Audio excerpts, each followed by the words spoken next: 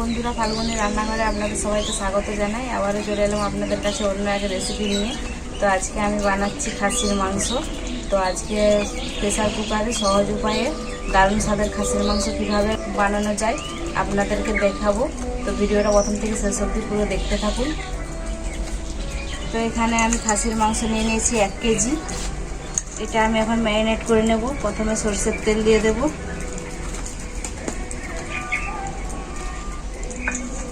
লবণ পরিমাণ মতো,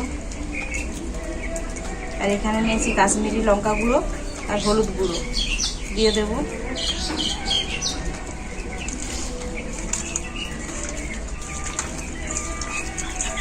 ভালো করে মাংসটাকে এভাবে মাখাতে হবে।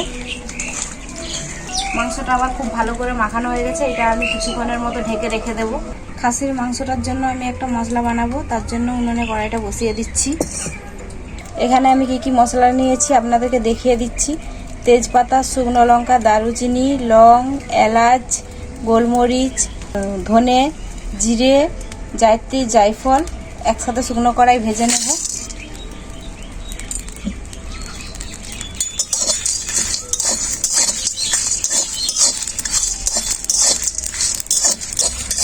মশলাটা আমার খুব ভালো করে ভাজা হয়ে গেছে। এরপর আমি নামিয়ে নেব। খাসির মাংসটা রান্না করার জন্য কুকারটা আমি উনুনে বসিয়ে দিয়েছি আর সরষের তেল দিয়ে দেব। তেল খুব ভালোভাবে গরম হয়ে গেছে। প্রথমে পেঁয়াজ দিয়ে দেব।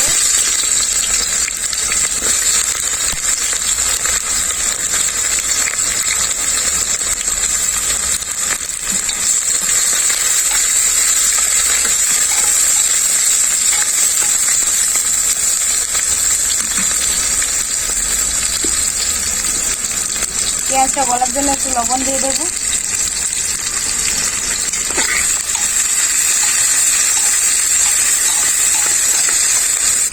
আগে আপনাদেরকে প্রেসার কুকারে সহজ পদ্ধতি রান্না একবার দেখিয়েছিলাম। তো এটা একটু অন্য ধরনের রান্না করা দেখাবো আপনাদেরকে। পেঁয়াজটা একটু হালকা নাড়াচাড়া করে নিয়েছি, ভাজিনি ভালো করে। রসুন বাটা,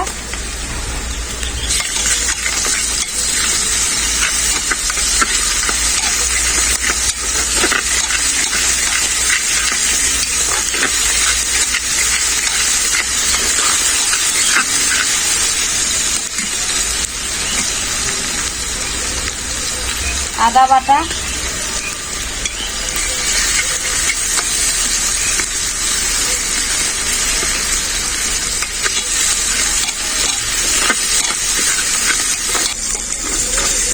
আদা রসুনটা আমি খুব ভালো করে ভেজে নিয়েছি। এরপর ম্যারিনেট করা মাংসটা দিয়ে দেবো।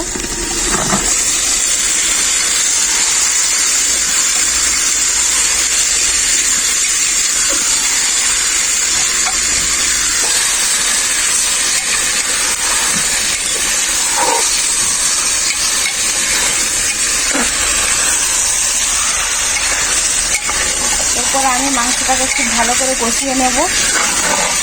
মাংসের গায়ে জলটা যতক্ষণ না মরে।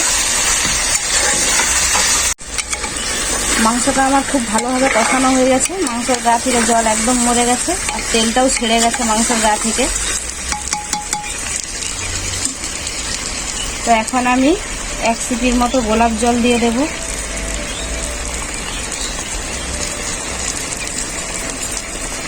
আর একটু খুব ভালো করে নাড়াচাড়া করে নেব।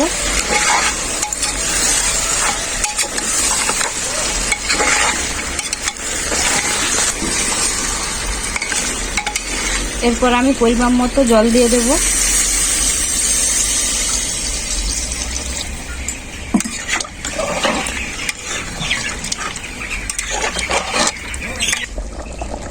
ঝোলটা আমার খুব ভালোভাবে ফুটে গেছে। এরপর কেটে রাখা আলু দিয়ে দেব। কুকারে ঢাকনাটা এরপর লাগিয়ে দেব আর কিছুক্ষণ সেদ্ধ করে নেব মাংসটাকে।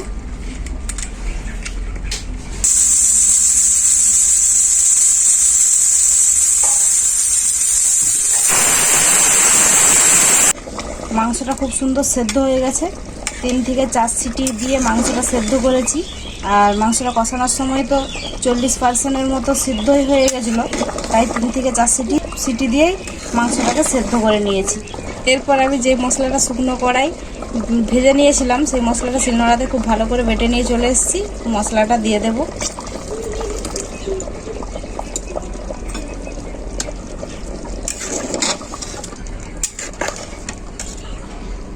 মশলাটা দেওয়ার পর 2 থেকে 3 মিনিট ঝোলটা খুব ভালো করে ফুটিয়ে নেব।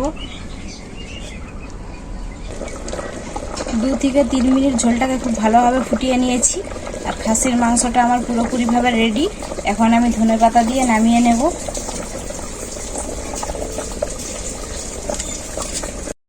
দেখুন বন্ধুরা, মাংসটার কালারটা কি এসছে আর খুব সুন্দর সেদ্ধ হয়েছে। খুবই অল্প সময়ে খাসির মাংসটা আমার হয়ে গেল, আর গন্ধটাও খুব সুন্দর বেরোচ্ছে।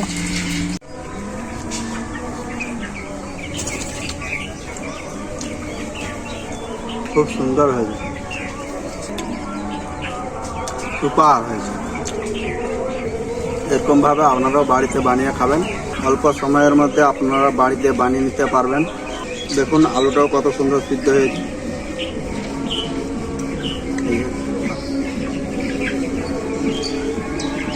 মাংসটাও সিদ্ধ হয়েছে।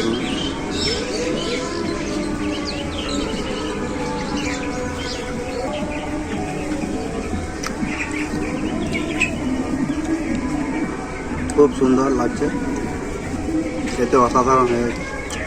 বন্ধুরা, খাসির মাংসের এই অসাধারণ রেসিপিটি সহজ উপায়ে আপনারা অল্প সময়ে বানিয়ে নিতে পারবেন। রেসিপিটি কেমন হয়েছে আপনারা কমেন্ট করে জানাবেন। ভিডিও ভালো লাগলে লাইক, শেয়ার, সাবস্ক্রাইব করে দেবেন। আপনারা ভালো থাকবেন, সুস্থ থাকবেন। আবার দেখা হবে পরবর্তী রেসিপি নিয়ে অন্য কোনো ভিডিওতে।